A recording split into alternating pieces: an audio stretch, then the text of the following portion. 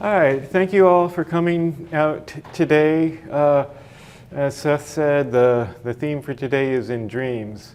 And dreams have interested me for a long time. And for about a month in 1994, I had these very lucid dreams, and I thought, well, this is interesting. And some of them, well, for like a month, and I kept a dream journal. I thought, wow, I better keep a record of this, because you wake up and you don't write it down, it's gone. So I'm gonna read an opening poem, which is based on one of those dreams, and then I'm gonna read a section of a dream journal, and then I'm gonna read a poem. It's the only truly long poem I've ever written. It's 24 stanzas, I think, and I took dreams from that sequence and I put them in here.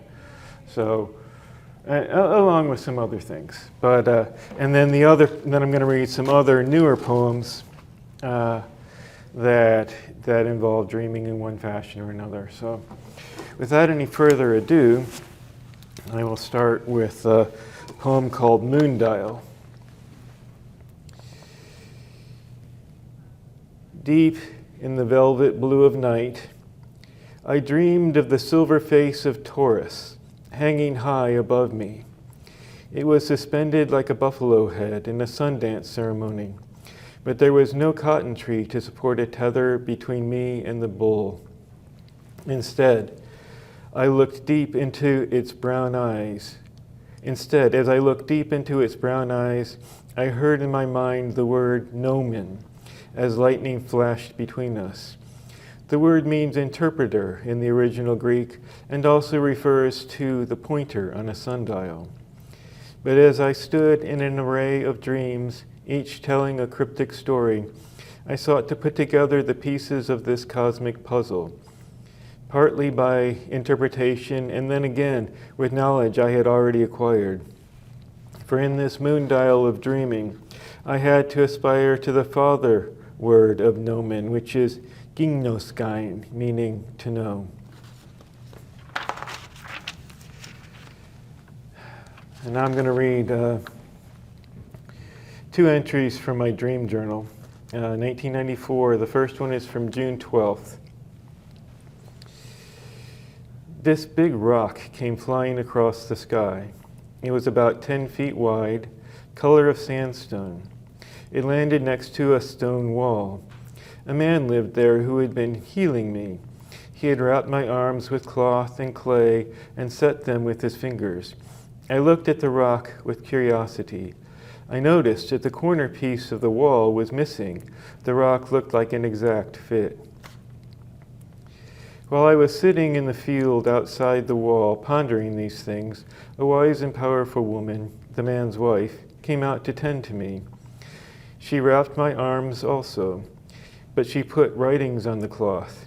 I noticed she had many red symbols on the wrappings which were all over her. She was blonde with shoulder-length hair. I couldn't make out any of the symbols for sure, but they seemed friendly and familiar to me, like variations of things I knew. I mentioned them and liking them. She said, "Oh, so you like these too?" She tended to my arms more gently and with more understanding than her husband had, not because he was unkind, but because he had little time to spare for such things. So what isn't in that entry, but I mean, like this particular dream is still alive to me. It's like I haven't forgotten it. It stayed with me. So both the man and his wife were wrapped in Egyptian mummy wrappings, except for their hands and their heads and neck and their feet, which were bare. So, and then it's a square wall, but similar, kind of Egyptian overtones. All right. The second entry is in August of 1994.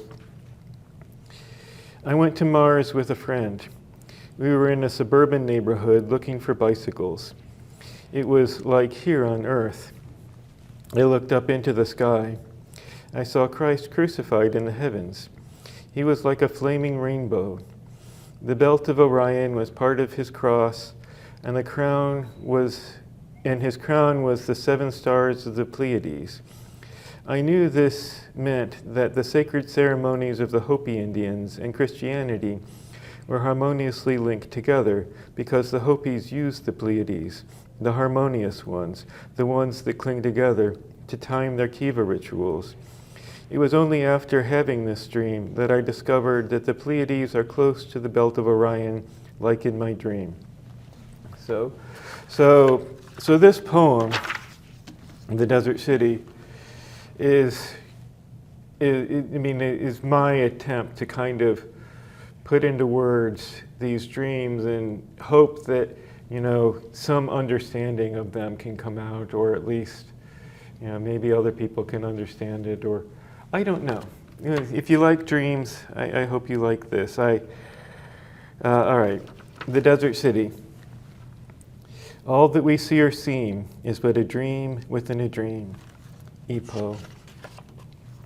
Canto 1. 1. Upon an evening, faint with missing sleep, my spirit being stretched and overwrought, through tortures I myself had wounded deep, and weak upon my dampened bed I thought, an angel from the clouds my prayers had caught, and bending down to offer some relief, looked gently on my tear-stained eyes distraught, the kindest eyes that ever loved a thief, and laid a hand upon my face to cool my grief. 2. In full surprise, I started to my feet, the cover spilling, tangling in my clothes. I nearly fell, but for her fingers sweet, upon my arms, aiding my repose. She set me back and bid my eyes to close, and conjured up a dream to heal my soul. Relaxing flesh at once began to doze, and as my body sank into a pall, I heard her tender footsteps echoing down the hall. 3. When I awoke into her healing dream, I felt her hand grip mine to lift me in. The hall we walked was gray, without a seam, like clouds which moved in billows rustling thin. I heard her say, her story to begin, that I must win the favor of my heart. A simple task, I told her with a grin. She turned away and looked about to part. My smile was gone. I was ready now to start. 4. The angel bid my spirit softly tread. The paths we are to see are delicate. It is not good to tamper with the dead. Your summons should by rights be made to wait.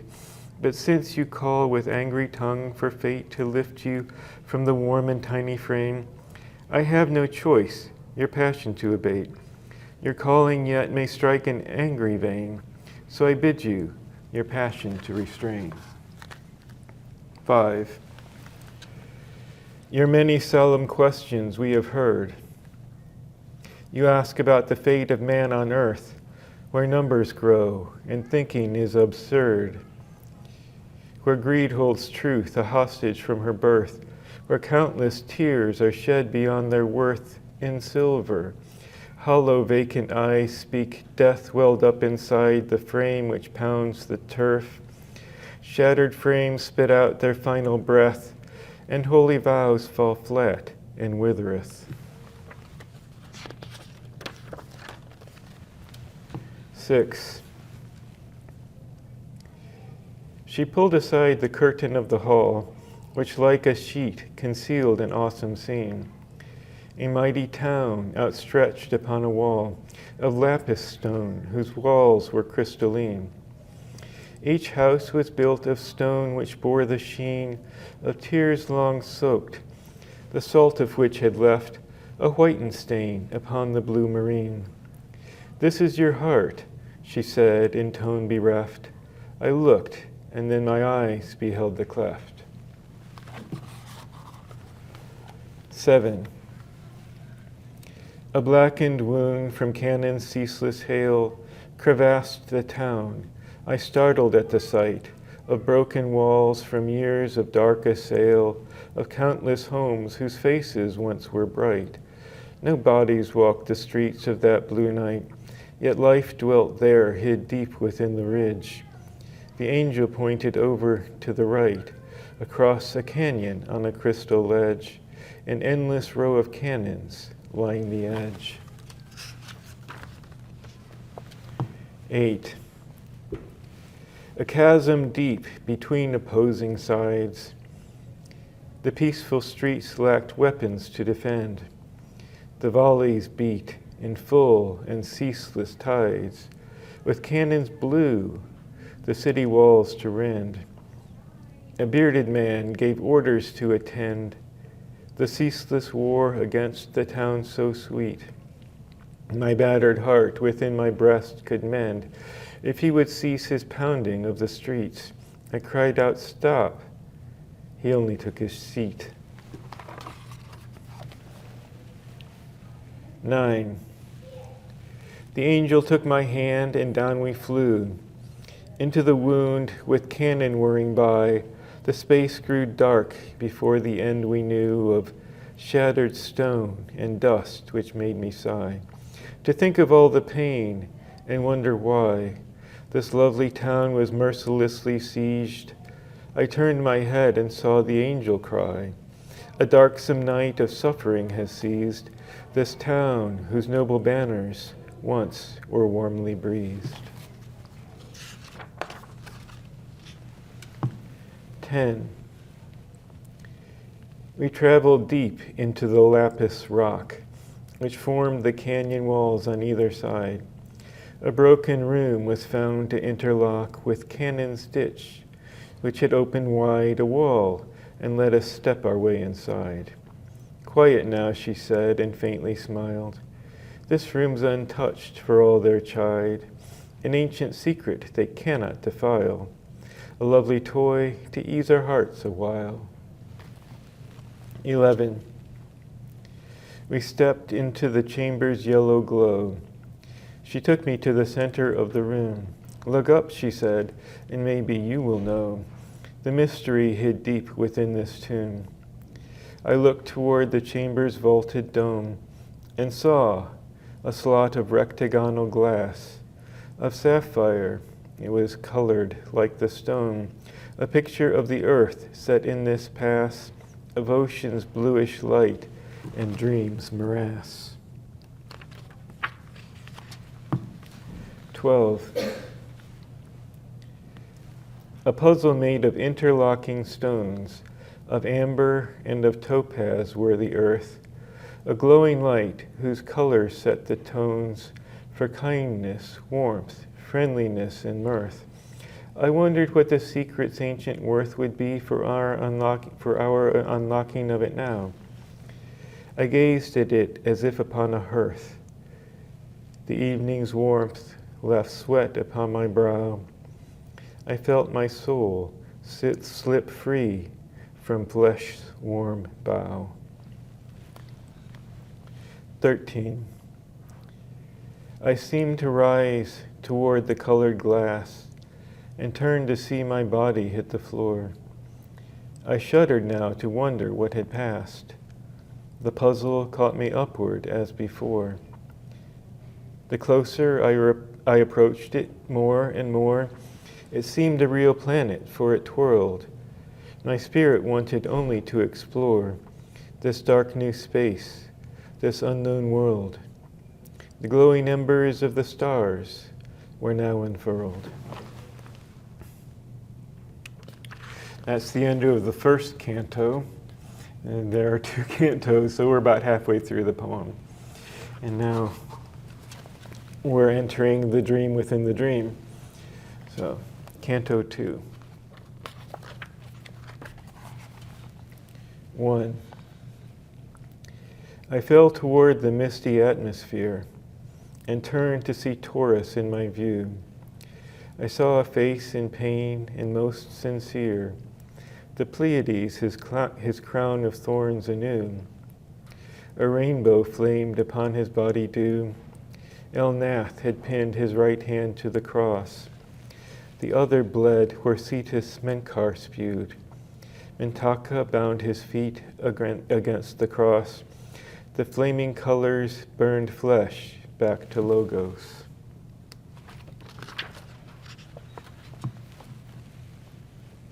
Two, a shadow sped across the empty void, with blackened wings from grief and anger fed. The loving hope of man is now destroyed. The one who loved them most has died and bled. So count yourself among the living dead. It was my angel come to catch my fall. I listened close to everything she said. I hoped this man would hear me in my call and rescue me from every broken law. 3. We descended to a desert near a wall of sandstone blocks built near a precipice. The wall was nearly built and 4 feet tall. The cornerstone was missing from its place. The owner came to meet us with all grace. The angel hailed him with a fine salute. His smile was sweet. A tear ran down his face.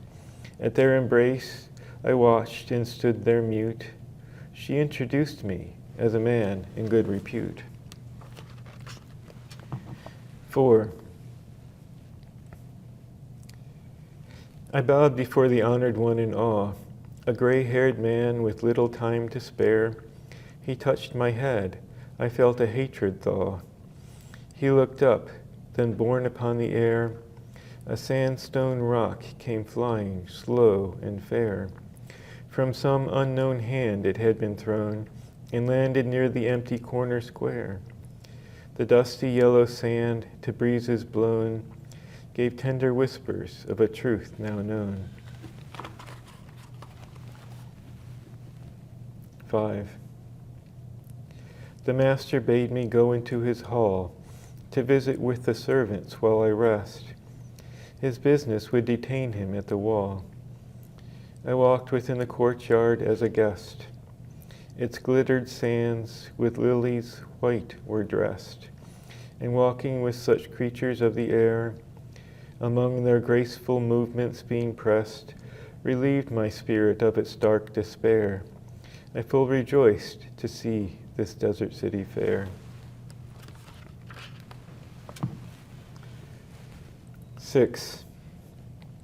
Within the hall the angels fed me food, to lighten any heart which ever smiled. The honey-roasted locusts tasted good, but manna was the staple for the mild. They sang with pain of godly folk exiled to prisons that can quench the hardest fight. But ancient days, which erstwhile were defiled, shone brightly in their eyes as if their sight had never left that holy time of right. 7. After we had eaten to our fill, the angel said, "A lesson you must learn, to calm your heart and fill you with goodwill, but then unto your home you must return." She took me to a chamber to discern the book of Acts from people of the time. A modest room which senators would spurn was home to people gathered in sublime instruction of a truth which then was crime. 7. These humble folk, dressed in their garments old, with covered heads and honest happy eyes, sat silent as they heard the story told of miracles unthought and martyr sighs, of prison gates sprung open against the lies of tyranny and naked human will, which carves apart the world and muffles cries, as soldiers tried young Stephen's soul to still. His face grew bright to leave this world of ill.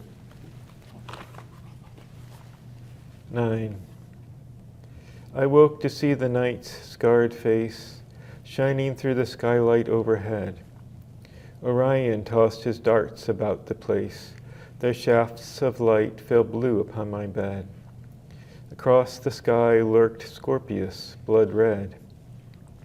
I thought of how a turtle formed the belt of stars for the Mayans' god of maize who bled. His grieving sons upon the turtle knelt. He rose up through the shell. I wondered how he felt. 10. Or the cloud-walled teepee seen in Black Elk's youth, its panels stitched with lightning and its flaming rainbow door, a holy shrine of truth. Its 49 sacred horses running upon a flaming river's blue man, burning the land with drought. Against his fear they rained, and pierced his heart with feathered shaft of lightning. The body that they found when fires waned was a small blue turtle, happy to have feigned. 11. I remembered the Lamb before the 7 spirits' throne, with 7 eyes and 7 horns and rainbow-colored fleece, whose time is near to death, in thought of earth, whose seas forlorn of life, whose 7 lands grown bullet-worn, save but one, which cries for all the rest. With silent hope, a new day will be born. How soon will be that hoped-for day of rest? How long before the sins are paid and faithful ones are blessed? And that is the desert city. So, thank you.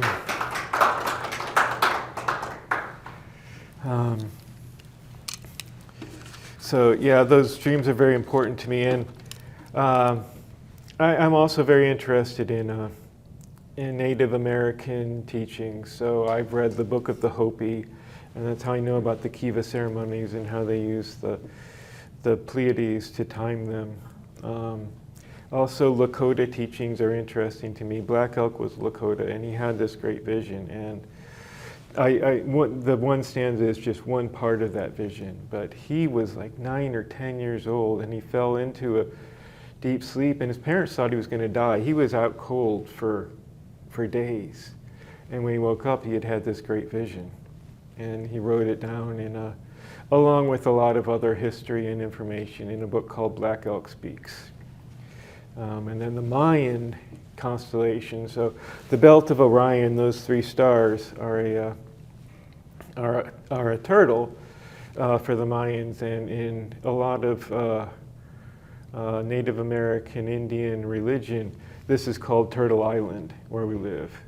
So then the Maya's God dying and being reborn through the shell of the turtle. It's kind of like, we plant the corn in the earth, it dies, and then it regrows. So, no, it's just pieces. And how you've got a resurrected God for the Mayans, you've got Jesus with the resurrection story, and the flaming rainbow on his body, the flaming rainbow at the teepee for Black Elk's vision. It's just, these are all puzzles. And like the first poem I read, the Moondial, it's, what does it mean? It doesn't mean anything, whatever. So I find that interesting. But now I'm going to read a poem called The Navajo Dreamweaver, which I wrote to kind of explain to give a kind of a possible explanation for how or why I had these dreams. So, The Navajo Dreamweaver. There is an old Navajo woman weaving dreams somewhere deep in the heart of Arizona. She lives in the rock of that painted desert, and she paints pictures in the sand. The paintings cover the shallow soil near her adobe house. But at night, she pulls pearls of light from webs of spider silk. She runs them through the sand paintings to color them with life and spirit. Then she sets them on her loom. She works all night, and it may take more than a week to complete a single dream blanket. When she is done, she takes her work to a raven who scouts the dream night sky looking for a wandering soul. When he finds one, he wraps the sleeper in the blanket like a caterpillar in a cocoon, and the dream begins. Slowly, the dreamer is soothed and comforted, for the land is strong. Then, in time, the images and spirit of the land, then in time, the images and spirit of the sand paintings flow into dreamlight, visiting the dreamer like friends known for a lifetime, for the land is old. Swaying kachinas dance upon his soles, bells ringing, rattles clacking, and the soul of the land rises up inside him. He may speak with ravens. He may smoke a pipestone pipe. He may meet other dreamers who also know the land, and they may share the wisdom of their deep, strong buffalo hearts. A dreamer may have this gift only once in a lifetime, but the dreams of his cocoon may last for weeks or months on end. When it is over, he will know the spirit of the land, his mother, and will know friendship with the birds and the buffalo, his brothers. The land will keep him strong, and he will emerge with new understanding and eyes which can pierce the hollow facade of a world which lives on the land, but not in it.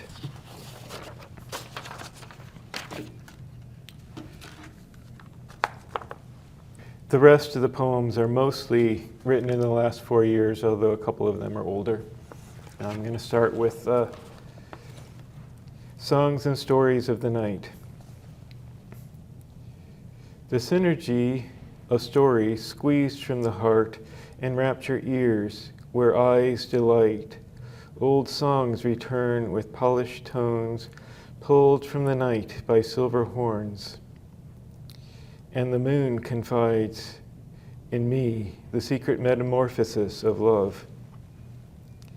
The stories churn behind the brow as two minds osculate, and the long ethereal tongue of thought licks glistening neurons like plankton floating on the gray sea, and the moon whispers in my ear the dreams of squirming starfish adrift in tidal pools. The seasons of the heart spin round in courting dances as trumpets made of icicles proclaim the crystal wheel of winter unwinding, and the moon cracks open the door of spring to romance dressed in white and garlanded with violets.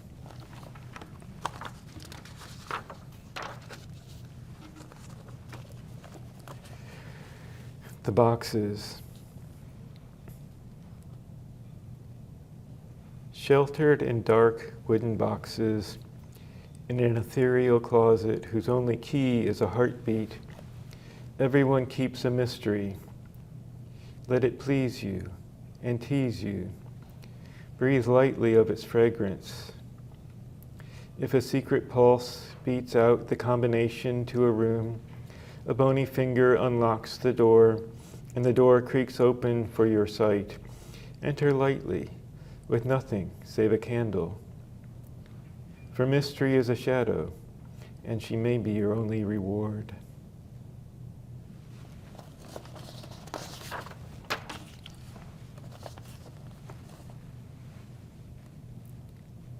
Sleep.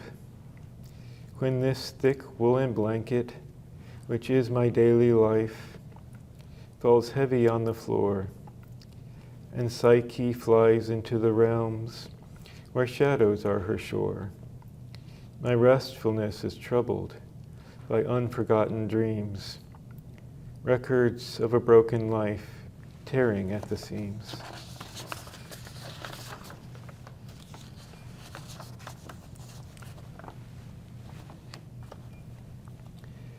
The ordeal of sleep. Swim in your bed, saw the log of reason that your mind floats upon, and sniff out the odor of dreaming. Swim, swim towards turquoise chunks of light floating with dolphins down dim corridors, curtained with lost thoughts. Again swim through forgotten days and nights as you fall into the oval whirlpool of your heart.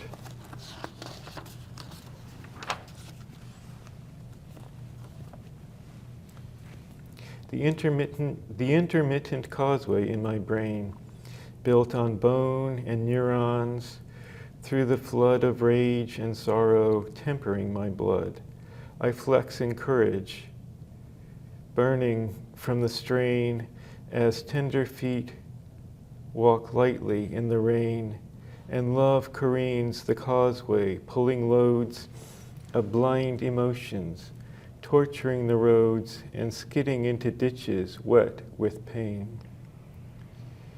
My ego convalesces this debris in blinded dreams, some harbor to achieve. Insipid sorrow splattered on the ridge that plummets into hopeless augury, where bubbling thoughts aspire to conceive some testament of life across the bridge.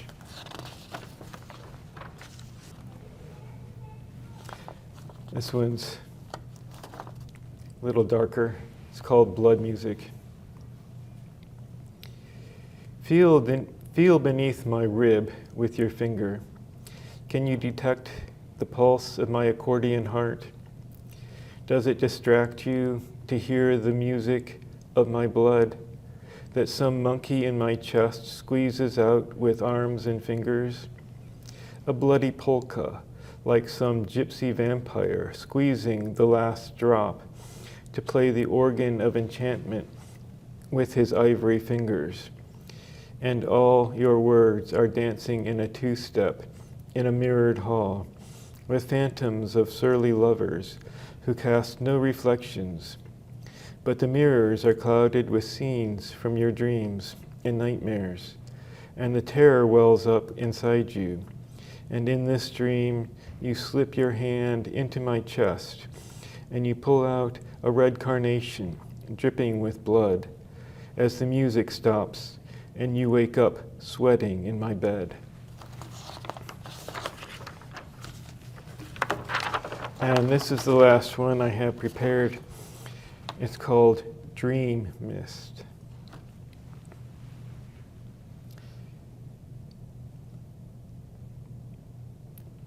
This is a love poem, actually, but it goes like this. Dream Mist. Eager merger, slow tectonic grind. We're sharing fields of verdant real estate, exploring misty vistas, twisted pines along the canyon walls will not abate the joyous songs of feathered mating calls, squeezed from staccato heartbeats in a sprint, while cloaked in dappled darkness, clothing falls and fingers touch as arms and neck are bent into the fire of kissing. Fingers slope, exploring flesh estates, the dowry of informal bargains and the softest hope, burnt spirit or the cooing of a dove. The berries of our wild estates are ripe for nightingales to savor into light.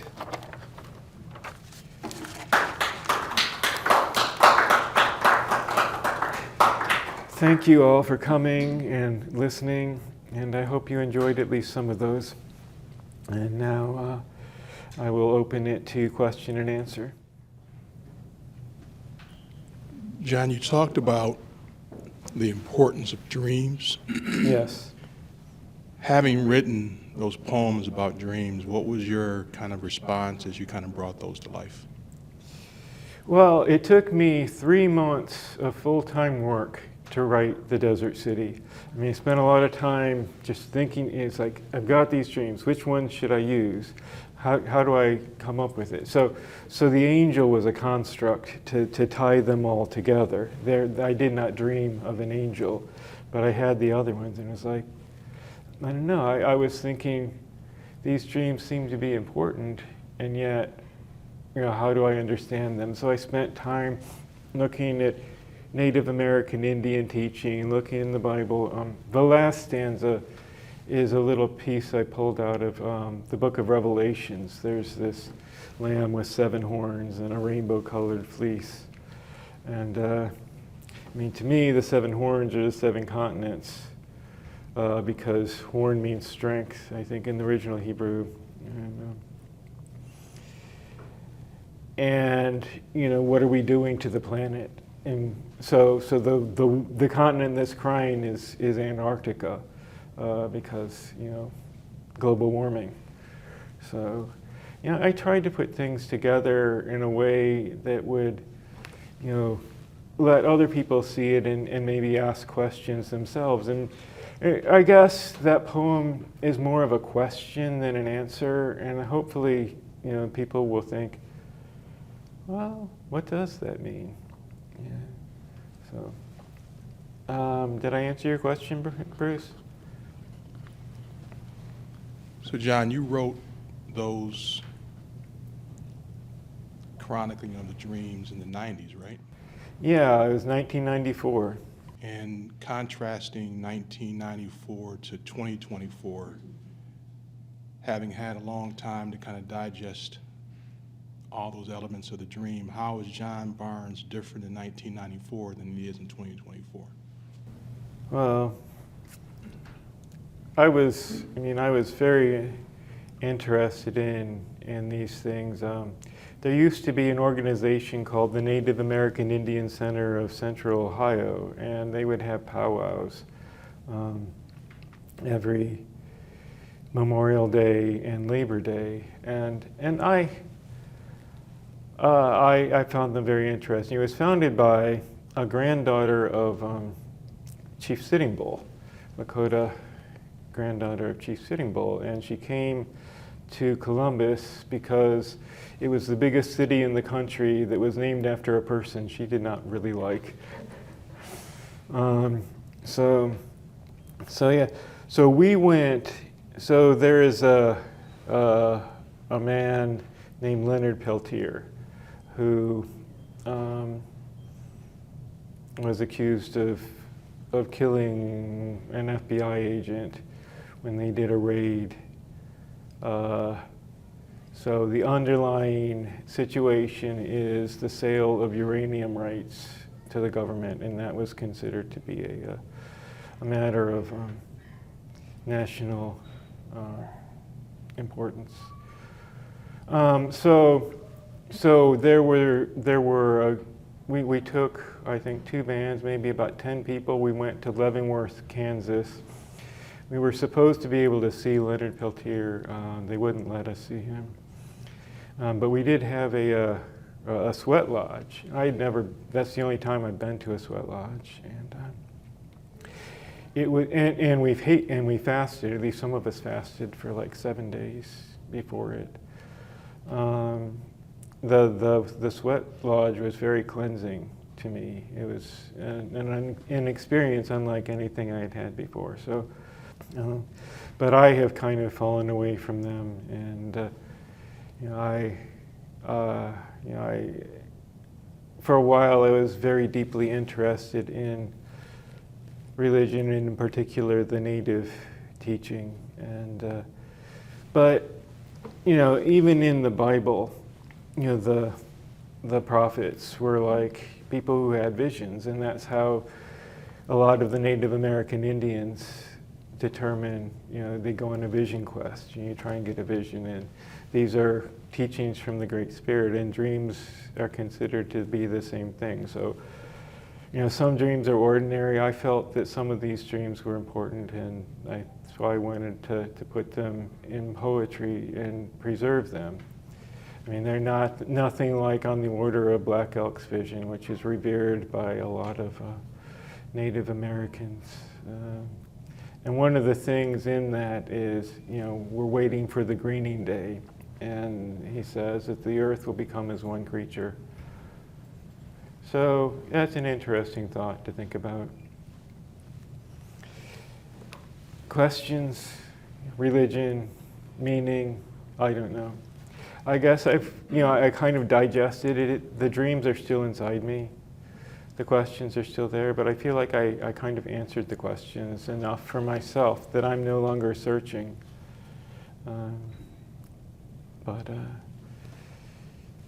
Yeah, I mean, 1994 compared to 2024, I mean, we're in a different situation, but we still have questions about the environment and questions about good and evil, and I don't know.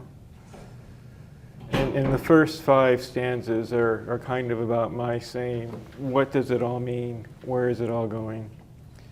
And I think that especially for people in like college or high school, you're asking those questions. What's the meaning of life? And so, yeah.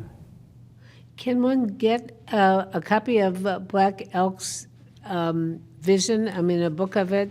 Yes, there's a book Does the library have that? They should have it. Okay. It's called Black Elk Speaks. Okay, Black Elk Speaks. Yes. Thank you. It's John Niederham, I think. I don't remember how to spell his last name. He listened to Black Elk and had tutor. So it's written from the first person, but it was but the words were dictated to him, and he wrote it down and published it. I guess there was a Lakota to English translator. It has not only the Great Vision, but a lot of the history of the Lakota tribes and some of the other things. It's a very interesting book. John, you preserved dreams, but you've also kind of communicated how important memories are to you. Can you kind of somehow inject kind of the importance of a memory as these dreams were important to you as well? Well, memories, experience, understanding, consciousness.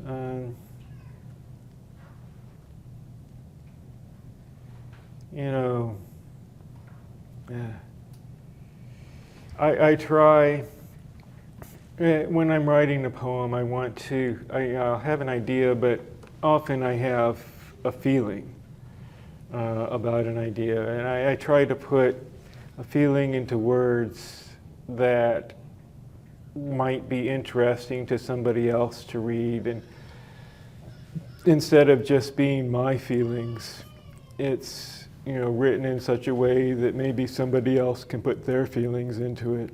I read a poem by Billy Collins the other day, and he was talking about teaching students poetry. I think the name of the poem was teaching Introduction to Poetry or something like that. And one of the images he came up with was, I tell my students, go into the room of the poem and look for the light switch. And I just thought that was a very compelling image for what reading a poem can be like. And he goes on to say, but my students, they torture poems and they try to, they whip it with a hose saying, what do you mean? What do you mean? So, but like, and I used to think, what does this poem mean? But now, after reading Dylan Thomas, I read, it's mostly about the imagery. There are ideas there, but a lot of it is just, this is such beautiful imagery, just enjoy it. Just go into the room and turn on the light and picture it for yourself, experience it. Experience and memory, memories are just the shadows of experiences, Bruce. So I'm talking about experiences, but and my poems, I suppose, are, but no, they're crafted. I wouldn't. Well, thank you. Hi, I'm Amy Schmitz. I was going to ask you a question anyway. I'm a professor, and I was wondering what you think about the future of poetry for students. The future of poetry Do for you see students. enough of the young next generation getting into it? Well, slams are very popular. Right. And I've seen you know, they have these reading competitions. Yes. And those are popular. So I don't think poetry is dying out in the younger generation. And, you know, we have rap, which is poetry. Exactly, yeah. So- You know, I always wrote poetry every single day as a kid and into high school and college, but now I'm a law professor. Oh, how interesting. So I do very different type of writing now. But I think that that's really great to keep that alive, and I think students are interested in it. It's a great outlet, even if it's not something someone does full-time. Yeah, I mean, there's so much catharsis you get when you put your feelings into words. Right, right. Yep. And using dreams, I mean, everybody's dreams are a little strange anyway. Oh, I know, yeah. You know, and it's just a perfect vehicle. Right. Plus, I like the Writing. weaving in with Native American and Yes. history and Yes, sort of, yes, I think yes. that's really Oh, thank you. powerful. Thank you Yeah, for yeah. saying that. I like that a lot. I mean, so you know, that second dream that I read about Jesus crucified in the heavens, you know, it's like, but I don't want people to think that I'm just a Christian, because this Right. dream was saying, well, the Hopis and the Right, Christians and are it's tying okay. in Mayans and It's the amazing, Hopis. the parallels. Yeah, yeah, for sure. So, Yeah. so the Christians don't like this because it's not Christian enough. Right. And then the others don't like it because it It's seems like too it's too Christian. Yeah, you can't Yeah. win. I can't win. So we'll see. We'll see. Well, that's really great. Well, thank you. so much. Was it Amy? Yes. Thank Nice you, to meet Amy, you. for Yeah, introducing really, yourself it was wonderful. Yeah, and really coming enjoyed and it. listening and asking you. that question. Yeah, it is, and I agree with you. It's still, well, I used to teach at University of Colorado in Boulder for Oh, wow. 16 Oh, my. years, and there it was very popular. There was lots of poetry slams, lots of poetry, like everywhere, but not as much Columbus as Boulder. Oh, okay, yeah. Just a Yeah, different yeah, culture, yeah, but hopefully we'll start bringing that here as well, right? But it was really lovely. Well, thank you. Thank you. It was nice. Thank